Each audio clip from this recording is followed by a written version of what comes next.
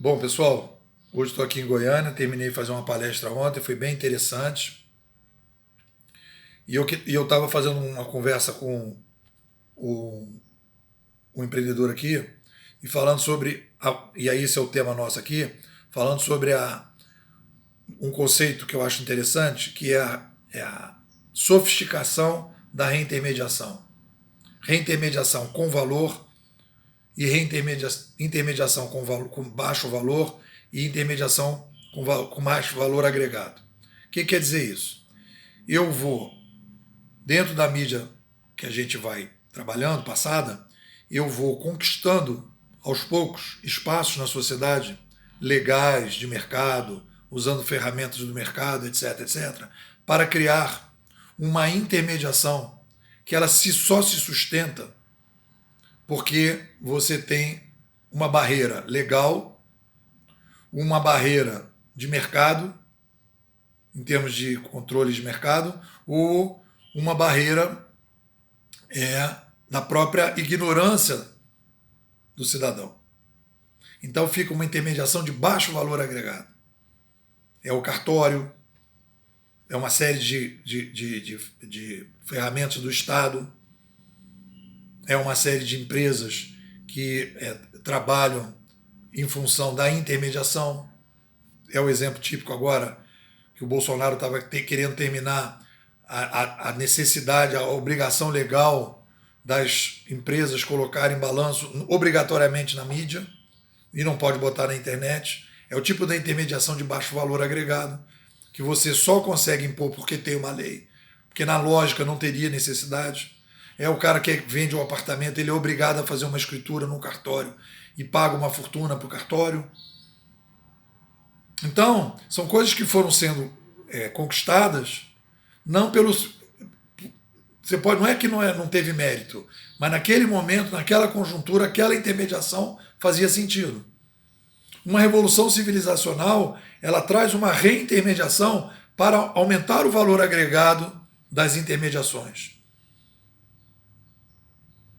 Então, o caso típico que a gente vê do território ocupado que a gente já está vivendo é o caso, a cooperativa, o táxi. Então você precisava de uma lei, você precisava se registrar na prefeitura para ter um táxi, você tinha uma intermediação caríssima, que era a autonomia do táxi, e aí o cara do táxi ficava protegido dentro daquele corporativismo, daquela intermediação, e aí então a prefeitura não conseguia controlar a frota, e você tinha um serviço de baixa qualidade, de baixa quantidade na cidade. Foi isso que motivou o cara do Uber a criar o Uber. Aí você aumentou o valor da intermediação. O Uber ele traz um valor de intermediação agregado, porque ele faz intermediação, ele faz a reintermediação, e aí ele permite, com o modelo dele, explodir o número de táxis.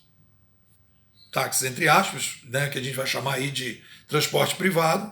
Ele explode esse número, ele oferece a toda hora, ele junta as pessoas num custo muito menor, porque ele consegue balizar e juntar o cara que está aqui com o táxi que está passando ali, o uberizado que está passando. Ele acaba com uma coisa da autonomia, reduzindo o custo,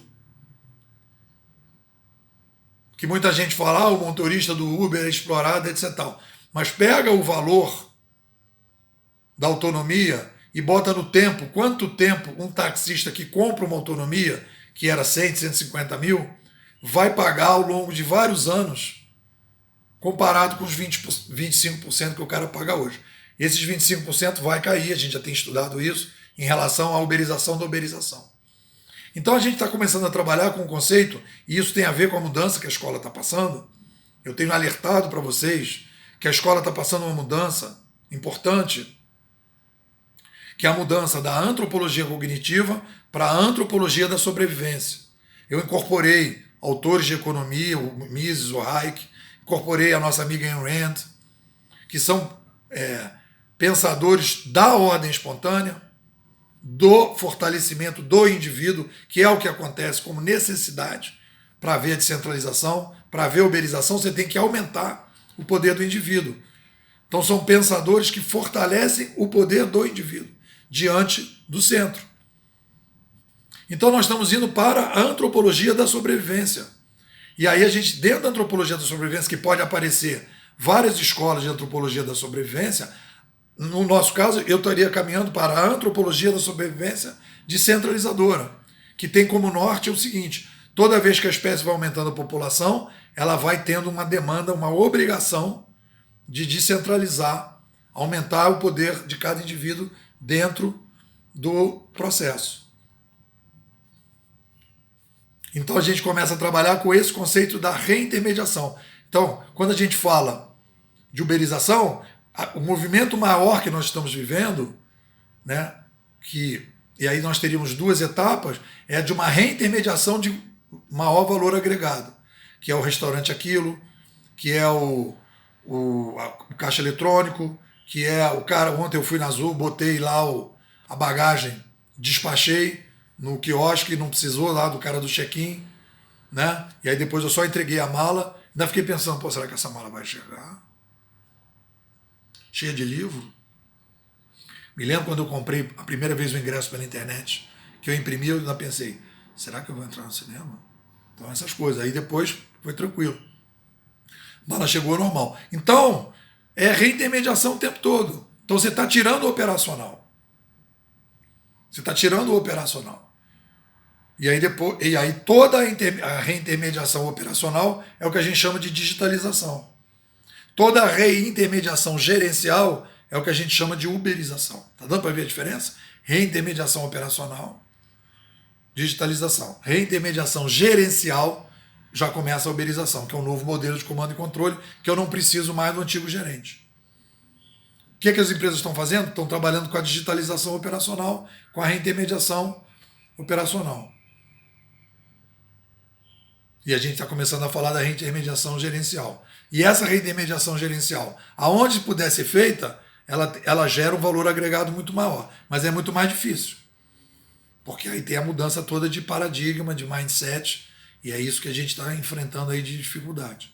Então estamos mudando aí bastante, estamos entrando em 2020 com uma mudança qualitativa muito maior. Estamos abandonando a escola canadense? Não. A gente parte da escola canadense. Só que a escola canadense ela vai ganhando corpo.